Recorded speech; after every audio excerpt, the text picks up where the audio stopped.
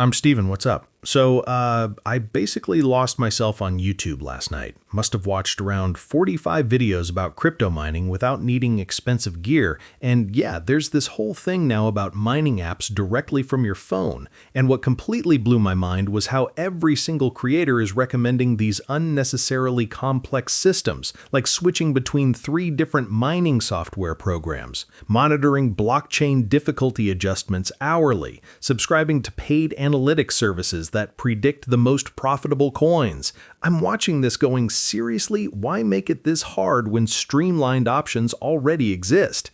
But let me give you the essential info first. Cloud mining in 2026 has genuinely hit mainstream adoption. The whole idea is dead simple. You're renting hash power from professional-grade mining facilities. They manage all the technical stuff. You collect automated daily rewards. That's literally it. So I've dedicated real-time diving deep into cloud mining services. And honestly, my conclusion stays the same. ArcMine consistently beats what else is available.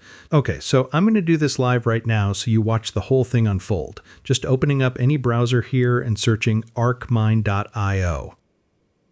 Okay, cool. First move, clicking Start Mining. So here I'm selecting BNB, but just so you know, the platform supports mining pretty much any major crypto you can think of. Bitcoin, Ethereum, Solana, Tron, the entire spectrum. But yeah, BNB is what I'm going with. So clicking Continue, good. So at this stage, I need to drop in my wallet address. So jumping over to my wallet app, copying that address, good.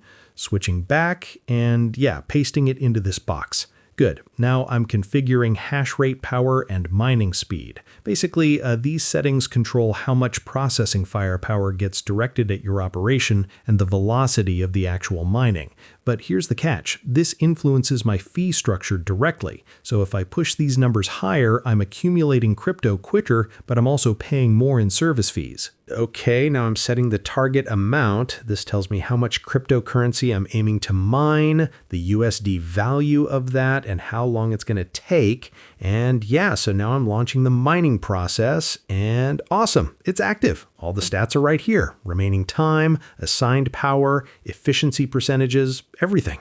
So let's give it a few minutes.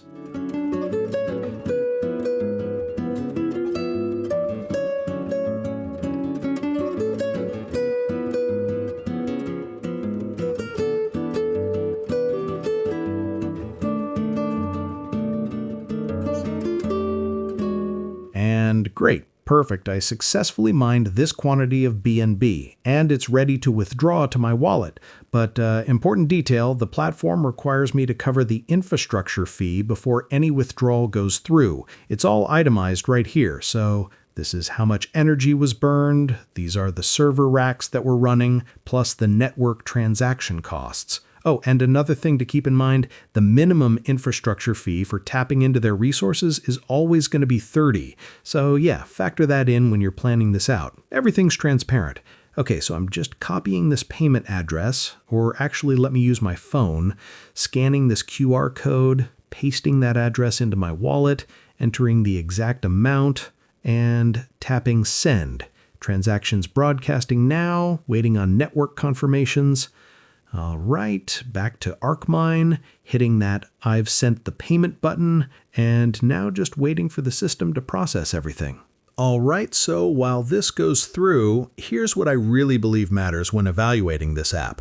Timing matters with cloud mining. During bull markets, when tokens' price is climbing, your mined rewards obviously become more valuable. But during bear markets or sideways price action, you might actually lose money once you factor in fees. So my advice, don't think of this as guaranteed profit. Think of it as dollar cost averaging into Bitcoin with a mining mechanism. You're accumulating BTC over time, which could be worth significantly more later.